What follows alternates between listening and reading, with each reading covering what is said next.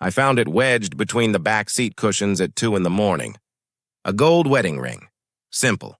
Heavy. Engraved inside with 3 words I wasn't meant to read. I almost dropped it in the lost and found box at the dispatch office. Almost. Instead, I did something that changed both our lives completely. If this story moves you, please subscribe and hit the bell so you never miss another one. My name is Brennick Osei, and I drove a taxi in Philadelphia for 6 years. Not a rideshare app.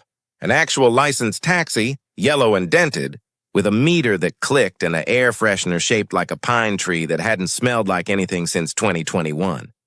I liked it that way. Familiar. Mine. I grew up in West Oak Lane, in the northwest part of the city. My parents had come from Ghana when I was 3 years old. My father drove a bus for SEPTA for 22 years. My mother cleaned offices downtown until her knees gave out. They both believed in honest work and showing up on time, and I believed it too. I was 31 years old, and I'd been driving nights for most of that time. I liked the city after dark. Quieter, more honest somehow. People in taxis at 2 in the morning aren't pretending to be anything they're not. That particular Tuesday night in October had been slow. Cold front moving in from the northwest. Rain threatening but not committing. I'd done 4 rides since 10 o'clock, which wasn't great. And I was thinking about calling it early when the dispatch crackled and sent me to a hotel near Rittenhouse Square. The fare was a man in a dark overcoat. Late 30s, maybe 40. He got in without looking at me, gave me an address in Fittler Square, and spent the entire ride staring out the window. Didn't say a word. Paid cash, tipped exactly 20%, and walked toward a brownstone without looking back. I pulled away from the curb and got 2 blocks before I noticed it. Something glinting on the back seat. Catching the streetlight, I pulled over on Pine Street, reached back and picked it up. A gold ring, plain band, substantial weight in my palm. I turned it over and looked inside the curve, 3 words engraved in small, clean letters. Find your way. I sat there for a long minute, just holding it. There was something about those words that stopped me cold. Not the usual kind of engraving. Not initials, not a date, just that. Find your way. I put it in the small compartment under my armrest. Went back to dispatch. Told them I'd found a ring and asked if the passenger had left contact information. The dispatcher, a woman named Greta, who I'd known for 3 years, checked the system. That ride was booked under a business account, she said. Hargrove and Lund Architecture. The individual on the account is listed as Stellan Hargrove. Can we contact him? I can send a message through the corporate account. No guarantee he'll respond tonight. Send it, I said. She did. I drove for another hour and a half, but my mind kept drifting back to that ring. To those 3 words. To the way the man had stared out the window like he was looking for something he'd already lost. Greta called me back at 3:45. No response from the corporate account. But the hotel flagged it. Apparently, the guest asked the front desk if anyone had turned in a ring. They gave him our dispatch number. Okay, so he'll call. He already did. Left his personal number. Asked if whoever found it could call him directly. She paused. Said it was very important. I wrote down the number on a gas receipt and stuck it in my shirt pocket. I should have waited until morning. Should have called the dispatch office, let them handle it professionally, left the ring in the lost and found, gone home and slept. Instead, at 4 in the morning, I called the number. He answered on the first ring, like he'd been sitting there waiting. Hello? His voice was careful, controlled, but underneath it was something tightly wound, something barely held together. This is Brennick Osei. I drove you earlier tonight. I think I found something that belongs to you. Silence, then a slow exhale. The ring, yes, thank God. Another breath. I'm sorry. I know it's late. Is there any way we could meet tonight? I know that's an unusual request. I can come to wherever you are. I'm still working, I said. I could stop by your hotel. Rittenhouse Square area, right? Yes, the Warwick lobby whenever you're ready. Please take your time. And thank you. Truly. I finished my shift at 5:30 and drove to the Warwick. He was sitting in the lobby when I walked in, still in the dark overcoat. Coffee in front of him, untouched and cold-looking. He stood when he saw me, and I got my first real look at his face. Strong features, dark blonde hair, slightly disheveled. Blue-gray eyes that looked like they hadn't slept in days. Tall, angular. The kind of face that was handsome, but not in an easy way. Earned somehow. "Brennick?" he said. "That's me." I reached into my jacket and held out the ring. He took it from my palm, closed his fingers around it, stood there for a moment with his eyes shut. "Thank you," he said. His voice was rough. "You have no idea what this means. You want to sit down?" I said. I wasn't sure why I said it. It just seemed like he needed another minute before he could stand properly. He nodded. We sat in 2 chairs near a window that looked out on Locust Street. The rain had finally started. "Soft and steady against the glass. I'm sorry for calling so late," he said again. "You already apologized for that." "I know. I'm sorry." He almost smiled at himself. "I'm Stellan. Stellan Hargrove." "I know. Dispatch told me." "Of course." He looked down at the ring in his hand. "This belonged to my husband, ex-husband. We divorced 14 months ago. He gave it back to me at the signing, said it was mine to keep." He paused. "I don't know why I still carry it. Probably a question for my therapist." "The engraving," I said. "Find your way." He looked up. "You read it." I did. "I'm sorry. I didn't mean to intrude." "No, it's—" He shook his head. "It's okay. He had it engraved when we got engaged. Said it was something his grandmother used to say. Not just about love, about everything. About getting lost and finding yourself again." He turned the ring over. He was a good man. The divorce wasn't ugly. We just wanted different things. He wanted children. I wasn't ready. We waited too long to admit we were at an impasse. I didn't know why he was telling me this. Maybe because it was 5:30 in the morning and the lobby was empty and I was the only person who'd been kind to him in the last several hours. "What about you?" he asked. "What's your story?" "I drive a taxi. I know that. But what's your story?" I looked at him. "Why do you want to know?" "Because you could have left the ring in a box at your dispatch office and gone home to sleep. Instead, you called me at 4 in the morning and drove to a hotel lobby. That's not standard procedure." He was right. It wasn't. "Those words got to me," I said. "Find your way." I've been thinking about that a lot lately. "What are you trying to find?" I surprised myself by answering honestly. "I'm not sure. I've been driving the same routes for 6 years. I'm good at it. But lately, I feel like I've been circling the same blocks over and over and not going anywhere." He looked at me steadily. "That's a very honest answer." "It's 5:30 in the morning. Seems like a good time for honesty." He smiled. "A real one this time. Small but real. Can I buy you coffee?" he asked. "The coffee here is probably terrible. There's a diner on 20th Street. I walked past it earlier. Lights were on. I hesitated. Every sensible part of my brain said to go home. I'd been up all night. I had to be back at work by 8 that evening." "Yeah," I said. "Okay." We walked to the diner in the rain. Neither of us had an umbrella. Neither of us mentioned it. And by the time we sat down in a vinyl booth with coffee that was surprisingly decent, I had a feeling that whatever I'd been circling toward for 6 years, I might have just found it. But I didn't know yet how complicated the road there would be. We talked until 9 in the morning, about everything, about nothing, about the way Philadelphia looked different at dawn than it did at midnight, about his architecture firm and how he'd built it over 10 years into something he was proud of, but that had cost him more than he'd expected, about my parents and their belief in honest work and how I'd inherited it so completely that I sometimes forgot to ask whether I was happy doing the work, not just good at it. He was thoughtful, listened carefully, asked real questions, not the polite surface kind. When we finally walked out of the diner onto 20th Street, the rain had stopped and the morning light was pale and clean. "I'm in Philadelphia until Friday," he said, "working on a project, a renovation on a warehouse building near the Schuylkill.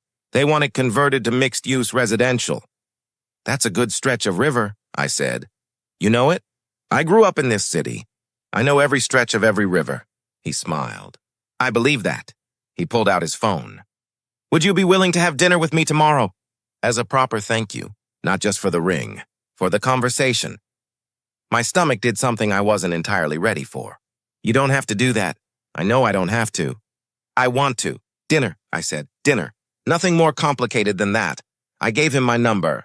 He sent me a text immediately, so I had his. Get some sleep, he said. You've been up all night. So have you. I'm used to it. He paused. Thank you, Brennick. For the ring, and for the rest of it. I watched him walk back toward the Warwick. Then I drove home to West Oak Lane and slept until 4 in the afternoon. I didn't tell anyone about the dinner. Not my friend Kofi, who I talked to almost every day. Not my sister Adwoa, who would have had 17 opinions about it. I just kept it to myself and thought about it quietly while I drove my shift that evening. We met the next night at a small Italian place on Spruce Street. Nothing fancy. Red tablecloths and good bread and a wine list that was longer than necessary. Stellan was already there when I arrived. He'd changed out of the dark overcoat into something lighter, a gray sweater. He looked more relaxed. Less like someone barely holding it together. You came, he said. I said I would. People say a lot of things. I remembered those words. Recognized the weight behind them. The disappointment that comes from trusting people who don't follow through. Not me, I said. I follow through. He looked at me for a long moment. I'm starting to believe that. We ate and we talked, and it was the most natural thing. The kind of conversation that doesn't feel like getting to know someone. Just like continuing something that already started. He told me about growing up in Wilmington, Delaware. About his father who was an engineer and his mother who taught high school, art. About studying architecture at Penn and staying in Philadelphia because he fell in love with the city's bones. I told him about West Oak Lane. About driving my father's friends to the airport when I was 19 and realizing I was good at navigating. About getting my taxi license the next year and never really planning on it being forever, but never finding a reason to stop. What would you do? He asked. If you weren't driving? I've thought about it. I have a real estate license. Got it 3 years ago. Never used it, he raised his eyebrows. Why not? Felt like a risk. The taxi is reliable. Real estate is up and down. The taxi is reliable, he repeated. But you said you feel like you're circling. Yeah. Those two things are connected. I know. He leaned back. I almost didn't start my own firm. I had a good job at a bigger practice. Benefits. Stable salary. I stayed 3 years longer than I should have because it was reliable. What changed? My ex-husband, actually. He told me that reliable and alive are not the same thing. He paused. I still think he was one of the wisest people I've ever known. We just weren't right for each other in the end. Do you miss him? I miss who I was when I was trying to be worthy of him. I don't know if that's the same as missing him. That was one of the most honest things I'd ever heard someone say. We closed the restaurant out. Walked along Spruce Street afterward. The night was cold but clear. The kind of Philadelphia October evening where the air smells like wood smoke and something you can't name. He stopped at the corner of 22nd Street. I want to see you again, he said, before I leave Friday. And after Friday, you live in Wilmington, an hour south, on a good traffic day. That's not nothing. No, he agreed. It's not nothing. But I'm asking anyway. I looked at him, at the city light reflected in his eyes, at the way he stood waiting for my answer without pushing or filling the silence with anything. Okay, I said. He smiled, the kind of smile that starts slow and means it. We saw each other Thursday evening. Walked through Rittenhouse Square and talked and got coffee and walked some more. He told me about the warehouse project. I drove him past some of my favorite corners of the city, places tourists never see, the mural on Poplar Street, the hidden garden behind a church near Girard Avenue. He looked at everything like he was memorizing it. Friday morning, before he drove back to Wilmington, he called me. I want to be straightforward with you, he said. I'm 41 years old. I've been divorced for over a year. I'm not looking for something casual. If that's different from what you're looking for, I understand. But I'd rather say it now than let it become complicated later. I sat in my parked taxi on Germantown Avenue and looked out at the morning. I'm 31, I said. I've been careful about this kind of thing for a long time. Maybe too careful. But I'm not looking for casual either. Good, he said. Then let's figure out the rest. The next 3 months were the best I could remember in a long time. Stellan came to Philadelphia most weekends. Sometimes I drove down to Wilmington on days I wasn't working. We found a rhythm that felt natural. Dinner at small restaurants, long walks, quiet evenings where we cooked badly together and didn't care. He met my parents in December. My mother made jollof rice and asked him 14 questions about architecture. My father shook his hand for a very long time and said nothing, which in our family meant approval. I met his mother in January. His father had passed away 4 years earlier. His mother lived in a small house in the Brandywine neighborhood of Wilmington, collected African violets, and told me within 20 minutes that Stellan had seemed lighter in the last few months. Lighter how? I asked. She smiled. Like he remembered where he put down the thing he'd been carrying. I didn't know exactly what she meant then, but I was starting to understand. But then something happened that I hadn't anticipated. In February, Stellan got an offer. A commission from a developer in Minneapolis. A major project. Museum renovation. 18 months of work, on site. It would mean relocating. He told me over dinner at his kitchen table in Wilmington. Quiet, careful, watching my face. It's the kind of project I've been trying to get for years, he said. The kind that changes what your firm can do going forward. Then you should take it. I don't want to just make a unilateral decision about something that affects both of us. It's your career, Stellan. You're part of my life. That means it affects both of us. I put down my fork. Looked at him. What are you asking me? He was quiet for a moment. I don't know exactly. I'm not asking you to uproot your life. I needed you to know before I decided. I needed to know how you felt. How I feel, I said slowly, is that I've been circling for 6 years and I finally stopped.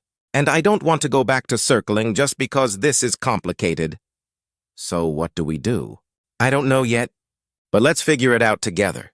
He reached across the table and took my hand. We didn't solve it that night, but we didn't walk away from it either. And that, I was learning, was what mattered. Not having all the answers, just refusing to stop looking for them together. The question that sat between us for the next several weeks wasn't whether we loved each other. That part had become clear without either of us announcing it. The question was what love required, what it was worth, what we were each willing to build and risk and change. I thought about that real estate license sitting unused in a folder in my desk drawer. I thought about my father driving the same bus routes for 22 years and being proud of it. I thought about the difference between pride and stagnation, about reliable and alive, and I thought about a gold ring engraved with 3 words, find your way. I decided to use my real estate license. It wasn't as dramatic as it sounds. I didn't quit driving overnight. I started slow. Took on 2 clients through a small independent brokerage in Germantown. Worked weekends. Kept my night shifts during the week. But something shifted. I was moving forward. Actually forward. Not in circles. Stellan noticed immediately. You seem different, he said one Saturday in March. We were walking along Kelly Drive. The Schuylkill running gray and cold beside us. Good different or bad different? Alive different. I told him about the license. About the clients. He stopped walking. You've had a real estate license for 3 years and never used it? I told you that. I know, but... He shook his head. And now you're using it. Trying to. He looked at me for a long moment. Something moved behind his eyes. Warm and careful and certain all at once. I turned down the Minneapolis project, he said. I stared at him. What? 2 weeks ago. I called the developer and declined. Stellan, let me finish. He turned to face me fully. I declined because I realized I was weighing it wrong. I was treating it like the question was whether to take the project or keep the relationship. But that's not the question. The question is what kind of life I'm building and who I'm building it with. You should have told me. I wanted to be sure first. Sure that I wasn't declining out of fear or comfort. Sure that it was a choice, not an avoidance. He paused. And I'm sure. There will be other projects. There will. And there will be projects in Philadelphia. There's plenty of work here. I've been operating out of Wilmington, mostly out of habit. He looked across the river. I've been thinking about opening a satellite office here. Philadelphia is a better market for what I do. And there's someone here I'd rather be close to. My throat felt tight. You'd relocate. I'm considering it. If that's something you'd want, of course I'd want that. Then, I want it too. We stood there on Kelly Drive with the river moving beside us and the bare March trees casting thin shadows across the path. And I felt something settle in my chest that had been restless for a long time. He moved to Philadelphia in June, found an apartment in Fittler Square, not far from where I'd dropped him off the night we met. We didn't move in together right away. We both felt the value of taking that step carefully, but he was in the same city, and that changed everything. I left taxi driving in July, fully. It wasn't a dramatic moment, just the morning I sat down with my taxi license and my real estate license and realized one of them pointed toward where I was going. I called my father and told him. There was a pause. Then he said, "Your grandfather drove a taxi in Accra for 30 years. He fed 7 children and put 4 of them through university. There's no shame in what you've been doing." "I know that, Dad. But a person can honor something and still know when it's time to move on." "Yes." "Good," he said. "Then move on." Stellan helped me study for the broker exam. We sat at his kitchen table in Fittler Square on weekday evenings, with real estate law textbooks and index cards and coffee that went cold because we talked too much. He asked questions I hadn't thought of, caught gaps in my preparation. He was a good teacher without trying to be. I passed the exam in September. He took me to dinner at a quiet place on Fitzwater Street to celebrate. Good food, candlelight. The kind of evening that feels important even in the small details. After dinner, we walked along the waterfront at Penn's Landing. The Delaware River dark and wide, city lights reflected in broken pieces across the surface. He stopped near a bench that faced the water. "I want to tell you something," he said. "Okay?" The night I lost the ring, I was in a bad place. Not just because of losing it. I'd been struggling for a while. The divorce was over, but the grief from it wasn't. The weight of everything I'd been carrying alone. Running a firm and building a life and trying to figure out who I was without the person I'd built myself around. "I know," I said quietly. "I got in your taxi that night because I needed to get somewhere, and you were just the person driving. That's all it was supposed to be." He looked at me. "And then I left that ring. And you called me at 4 a.m, and you came to the hotel, and you walked to a diner in the rain without an umbrella because I needed to not be alone." "I wanted to." "I know you did. That's the thing. You didn't do it out of obligation. You did it because that's who you are." He reached into his jacket pocket. "I have something for you." He brought out a small box, dark blue. Simple. My heart stopped. "I'm not asking you to make a permanent decision tonight," he said quickly. "I know that's not where we are yet, but I wanted you to have this because of what it means, because of the conversation it started." I opened the box. Inside was a ring, gold, plain band, simple and substantial. I turned it over, looked inside. 3 words engraved in small, clean letters. "You found it." My eyes stung. I looked up at him. "The engraver asked me what I wanted it to say," he said. "I thought about it for a long time. I wanted something that was ours, not borrowed from somewhere else." "You found it," I repeated. "You found more than a ring that night. You found me, when I was the most lost I'd ever been." He paused. "And I think I found you too." I looked at the ring, at the river, at him. "I'm not proposing tonight," he said carefully. "I mean it. I just want you to have this, as a promise that I intend to propose someday, when it's the right moment, when we both know it without needing to ask." "That's a very architect way of thinking about things," I said. He laughed. "How so?" "You're laying the foundation before you build the house." "Yes, exactly." He smiled. "Is that okay?" I slipped the ring onto my right hand, turned it once. It fit perfectly. I didn't ask how he knew the size. Some things you learn about a person just by paying attention. "It's okay," I said. He took my hand, held it. We stood there looking at the river for a long time. 6 months later, on a Saturday morning in April, we were making breakfast in our apartment. We'd moved in together in January.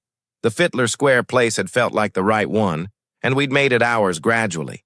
Books mixed together on shelves. His drafting tools and my real estate folders sharing desk space. 2 sets of coffee preferences figured out through compromise. He was making eggs. I was slicing bread. The windows were open and the spring air was coming in off the street. That particular Philadelphia April smell of wet pavement and something green finally returning. He turned from the stove, spatula in hand, completely without ceremony. "Brennick?" "Yeah." "Will you marry me?" I put down the bread knife, turned to look at him. He wasn't holding a box, wasn't down on one knee, just standing at the stove in an old sweater with flour on it from the pancakes we'd abandoned 20 minutes ago because we got distracted talking. "Right now," I said. "In our kitchen? With eggs burning?" "The eggs are fine." He turned the burner down without looking away from me. I've been waiting for the right moment for 6 months, and I finally realized this is it. Any moment where we're just being ourselves. This is the right moment. "You said you'd know when we both knew without needing to ask." "Do you know?" I looked at him, at the man who'd gotten into my taxi and left a ring and turned 4 in the morning into something that changed my whole life. At the man who declined a career-changing project, not out of fear but out of clarity. At the man who engraved a promise on gold and handed it to me without asking for anything in return. "Yes," I said. "I know." Then, "Yes, Stellan, yes." He set down the spatula, crossed the kitchen, pulled me into a hug that was more like a collision, warm and full and real. We got married the following March. Small ceremony at a historic building near Old City, 30 people. My parents and his mother in the front row. My friend Kofi as my best man. His colleague and oldest friend standing up for him. The rings we exchanged were simple gold bands, his engraved with the words his ex-husband had given him years before, because Stellan felt they still meant something true, and there was no reason to pretend otherwise. Mine engraved with the words he'd given me at Penn's Landing. "You found it." I still have my taxi license, framed on the wall of my home office, between my real estate broker certificate and a photograph of the 2 of us on Kelly Drive, bare March trees behind us, both of us squinting into the pale winter light, both of us already knowing what we hadn't said yet. I think about that ring sometimes, about picking it up off the back seat and feeling the weight of it in my palm, about reading 3 words that weren't meant for me and feeling them anyway. Find your way. I was 31 years old and I'd been circling for 6 years, and then one cold October night, a man left a ring in my taxi. And I made a choice, a small one, to call instead of wait, to drive to the hotel instead of going home, to walk to a diner in the rain. And that small choice led to this life. This man. This home in Fittler Square with books on mixed shelves and 2 coffee preferences and windows open in April. Stellan would say that's how it always works, that the big things are just a sequence of small decisions made by people who chose to